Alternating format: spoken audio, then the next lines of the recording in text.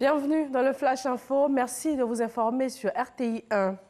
On démarre ce point de l'actualité à Yamoussoukro, la capitale ivoirienne. Un conseil des ministres s'y est tenu ce mardi 18 décembre à la Fondation Félix Houphouët-Boigny pour la recherche de la paix. Cette rencontre gouvernementale qui se présente comme la dernière de l'année a été présidée par le chef de l'État. Il en ressort le prix Borchon du café pour la campagne 2018-2019 qui a été fixé à 700 francs CFA le kilogramme. Une ordonnance a été adoptée. Elle rend la fonction de président de conseil régional compatible à celle de membres de gouvernement. Le point complet dans le journal de 20 h. Dans le domaine de la sécurité aérienne, 12 ans après l'entrée en vigueur du projet de sécurité du système de transport aérien des 8 États membres de l'UEMOA, il reste encore des défis importants à relever. Des experts de structures aéroportuaires ivoiriennes et internationales sont réunis à Abidjan pour créer ensemble une agence communautaire au sein de l'espace. Francis Boifo. L'agence communautaire de supervision de la sécurité et de la sûreté de l'aviation civile ACSAC de l'espace UEMOA va se créer en 2019 selon les experts du transport aérien réunis à Abidjan. L'ACSAC va remplacer le projet COSCAP UEMOA. Il assure un niveau élevé et durable de sécurité du système de transport aérien dans les 8 États membres de l'Union économique et monétaire ouest-africaine UEMOA. Les acquis après 13 ans de mise en œuvre. Assurer la supervision en termes de navigabilité, de ce qui relève de la sûreté. Un grand résultat, c'est que pour la qualité de ces services aujourd'hui, l'UEMOA, à travers le COSCAP, est à 68%, alors que la moyenne aujourd'hui africaine est de 48%. Le projet aide à certifier les aéroports. Sur les 8 aéroports internationaux, nous avons 5 qui sont certifiés. Il en reste 3. Quand elle sera opérationnelle en 2019, l'ACSAC devra consolider ses acquis. En attendant, les experts tentent de trouver des solutions aux défis.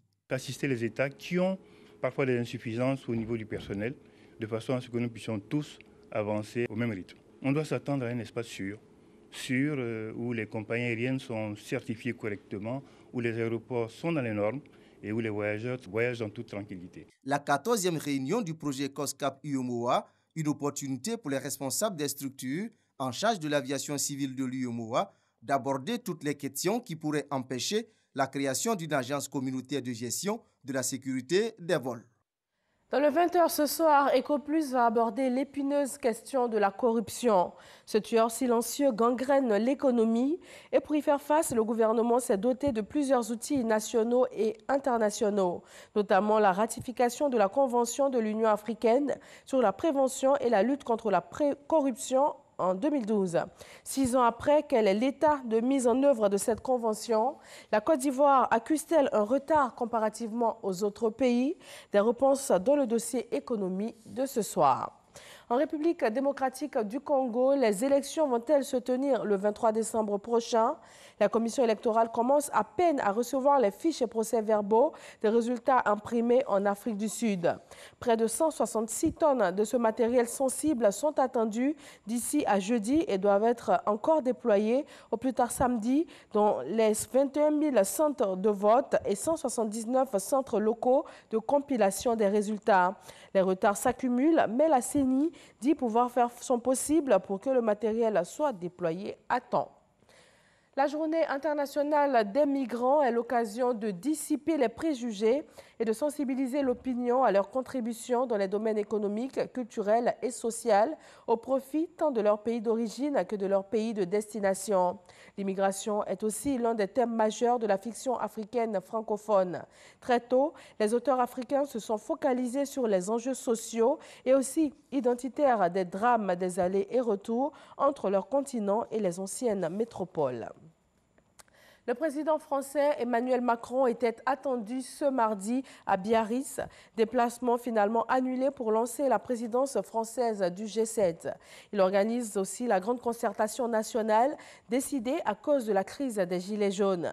Mais à Biarritz, une soixantaine de Gilets jaunes ont commencé à se réunir près du centre de congrès de Bellevue où s'est exprimé le ministre des Affaires étrangères. Pour eux, que le président Macron ne soit pas là, ne soit pas présent sur place, ne change rien.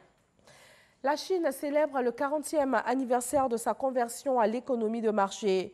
Voilà donc 40 ans que Pékin a amorcé sa mue économique en libéralisant par petites touches une économie tendue. Depuis, la Chine est devenue la deuxième puissance économique au monde et peut se permettre de tenir tête aux États-Unis. Ce mardi 18 décembre, le président chinois Xi Jinping l'a rappelé au cours de son discours. Et voilà, merci à tous de nous avoir suivis. Rendez-vous pour le journal de 20h sur RTI 1 avec grand plaisir.